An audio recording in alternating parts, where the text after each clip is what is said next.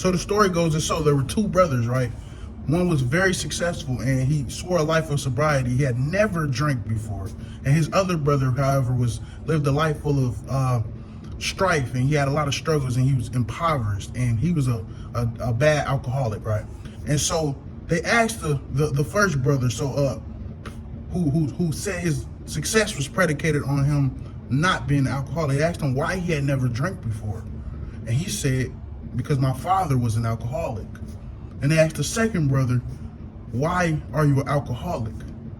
And he said, because my father was an alcoholic. And so I don't want you to miss this. Your destiny is in your hands. I'm gonna say that again. Your destiny is in your hands. The cards are in your hand. You get to choose how you want to play them, right? And you have to get to the point that you really start taking responsibility and taking ownership of your life and how you want your life to go.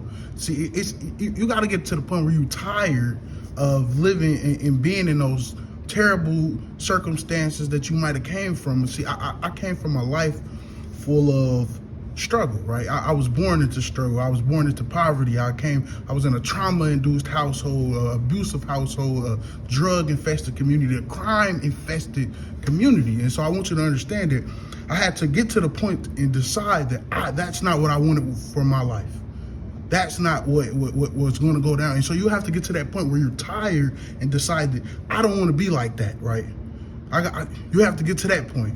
It's easy to point the blame on somebody else and blame why your life was like this. Yeah, your daddy could have left. Yeah, you might have came from a broken home. Yeah, you and your mama might not have got along. It's easy to point your fingers at everybody else, right? But once you start taking ownership, that gives you, you take the power back. You take the power back and decide on how you want life to go. See, I come from a community where I know more people that have served prison sentences than have bachelor's degrees, 4-year bachelor's degrees.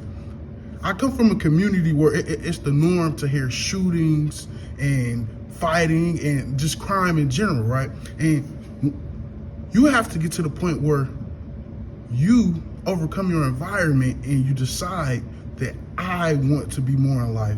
I want to get to this point in life. I want you to really think about what life could be if you got up and worked for what you see, how you see your life in your head, right?